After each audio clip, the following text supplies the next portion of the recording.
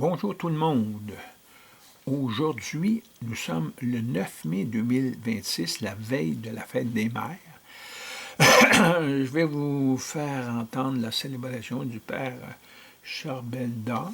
J'ai fait ce petit texte-là, étant donné que demain c'est la fête des mères. Donc le 10 mai 2026, dimanche, de la fête des mères, qui est aussi en même temps l'anniversaire de plusieurs mamans. Voici l'Évangile et l'homélie. La bonne nouvelle de l'Évangile, c'est annoncer du salut du monde offert en Jésus-Christ. Cette annonce du salut du monde offert en Jésus-Christ. Vie et enseignement du Christ par les apôtres, fondement de la foi chrétienne, expliqué bien humblement par le Père Charbelda de la cathédrale Marie-Reine du Monde à Montréal.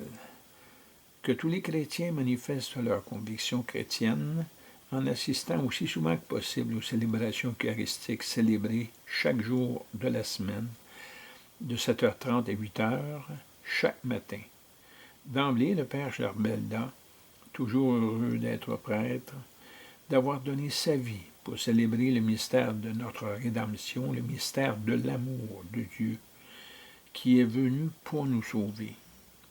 Vous assistez ce dimanche 10 mai 2026 à la cathédrale Marie-Reine du Monde avec les fidèles qui assistent à la célébration eucharistique à l'intérieur de la cathédrale ou devant l'écran de la télévision.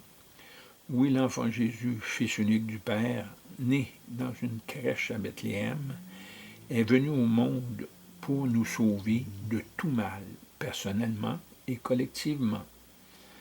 Entrons dans ces mystères de l'Eucharistie en reconnaissant que nous avons péché et implorons le pardon du Seigneur, ainsi que sa divine miséricorde et son amour infini. On débute immédiatement. Vous, sachez qu'il en a eu d'abord contre moi, nous dit Jésus.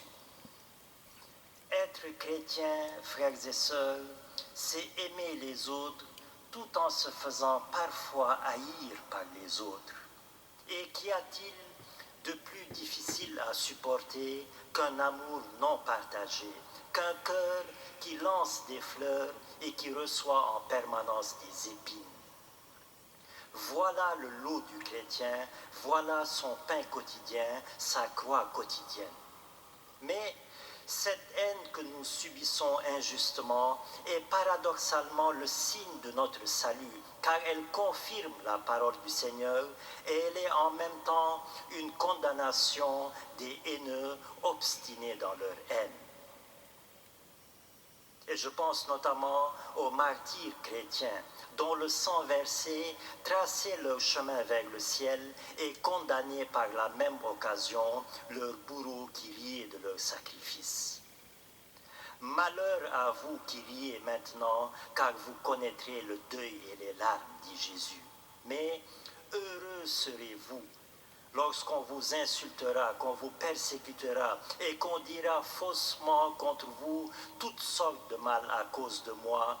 Réjouissez-vous et soyez dans l'allégresse, car votre récompense est grande dans les cieux, nous promet le Seigneur.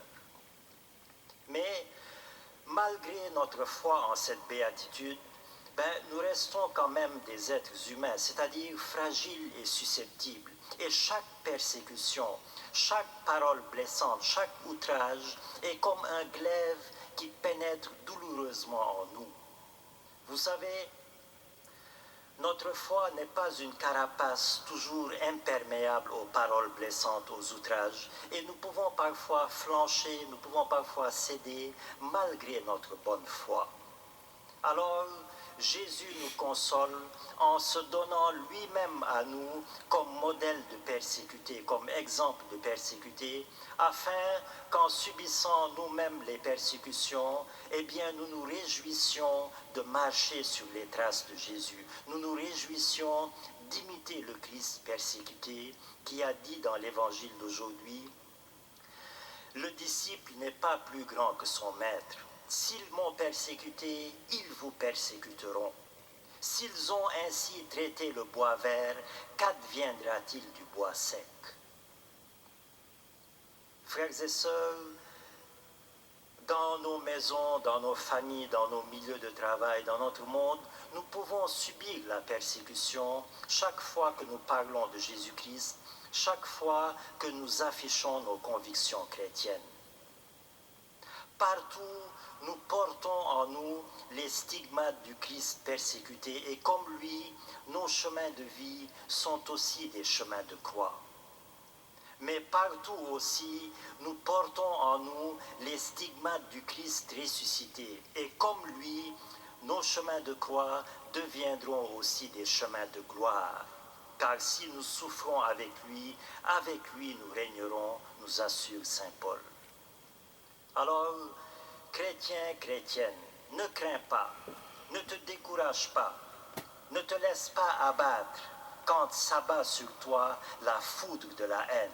Et surtout, ne tombe jamais dans le piège de répondre au mal par le mal, de répondre à la haine par la haine. Au contraire, utilise cette haine comme marchepied, comme escabeau pour t'élever vers le ciel en te souvenant de ces paroles tellement réconfortantes, tellement encourageantes de notre Seigneur qui nous dit « Dans le monde, vous aurez à souffrir bien des afflictions, mais courage, moi, j'ai vaincu le monde. » Amen.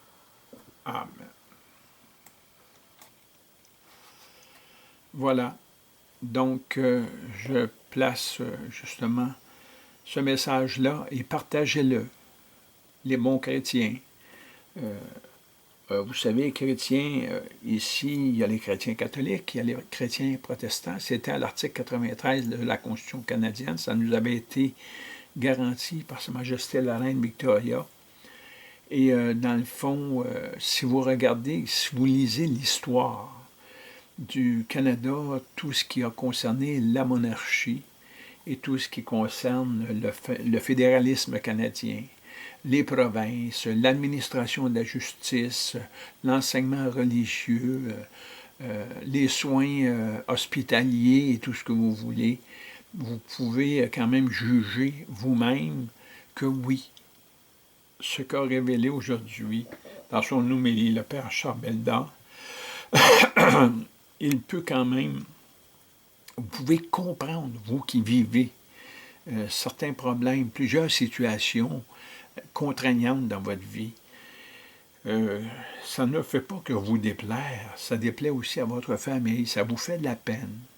Ça vous fait de la peine de voir aussi que vos semblables, dans votre famille, chez vous, ont de la misère, ont de la peine, eux aussi. Et vous ne savez pas quoi faire pour réparer ça.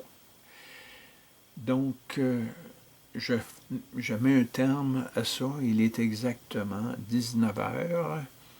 Et partagez. Jacques-Antoine, 438-390-6246 pour ceux qui veulent avoir mon numéro de téléphone. Merci et bonne fête des mères. Bonne fête aussi des mamans, parce qu'il y en a que c'est leur anniversaire aujourd'hui. Donc, ces mamans-là sont nées la même date que la fête des mères. Et il y en a plusieurs. Merci. Union de prière. Merci.